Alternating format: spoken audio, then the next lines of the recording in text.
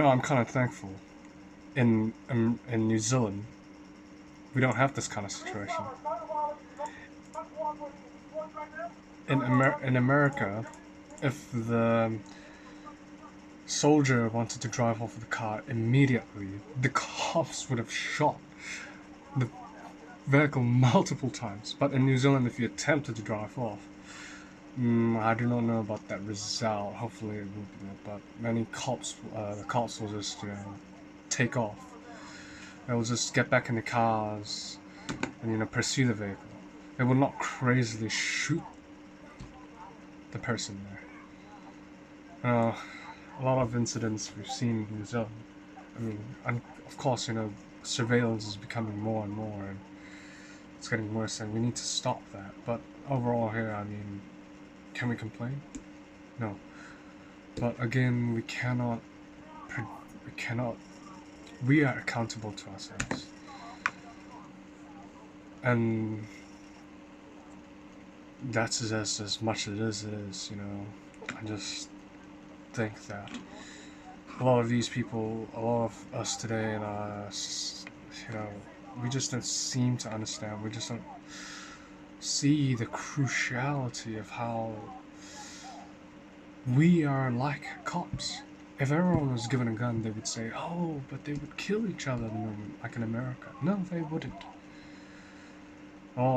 It's the system, it's the inequality, it's the minds of the people that they choose to follow what they see, what they consume, and what they might create accordingly to what they consume. That's where we are today. I think in the cops here recently, we've had a protest, quite a number of protests,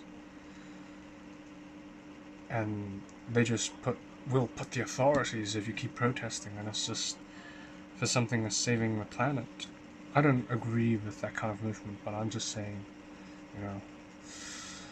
it is a hugely individual solution. It's up to all of us, up to all of you, me, myself included, to take responsibility, to understand that you cannot argue against police brutality, whether they're heroes or not. You can only say to yourselves, it is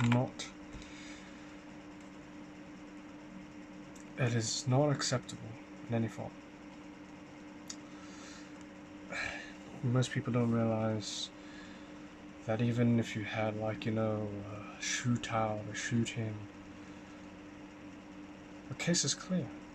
Violence, be it who is holding a badge, all of this is simply negative. There's no justification, no argument for this, whether you've broken the law or not. Even an officer, whether he carries a badge or a gun, is applied to that same principle, the universal principle that no harm should be damaged. But accordingly, they would deem this as criminals if we carried guns. They would see in it that millions of people are deemed as murderers in the eyes of the law, like potential criminals. Then we would we not give the same treatment to the police? I'm not going to say I'm justifying for any sort of outcome over here that involves the police having commentary or whatever it is, but in New Zealand we have it pretty good here. The only problem is that violence itself is as it is. It affects everybody. Even the most most of these people are, when they follow the law and all that, they have to be quite stoic in what they experience. Apathetic, I'd say. That is even more damaging to you yourself if you are on the recipient end. And therefore, it's a lose-lose situation.